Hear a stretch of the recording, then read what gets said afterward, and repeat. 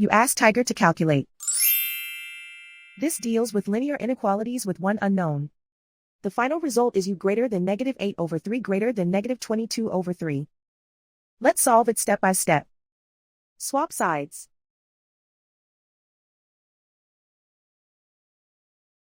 Isolate the u.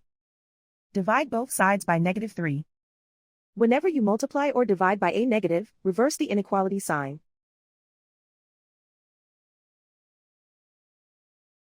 Cancel out the negatives.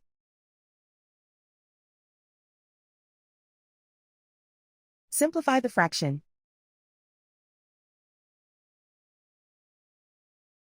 Move the negative sign from the denominator to the numerator.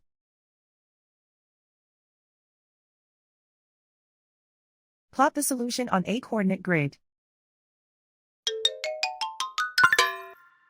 And so the final result is u greater than -8/3 greater than -22/3.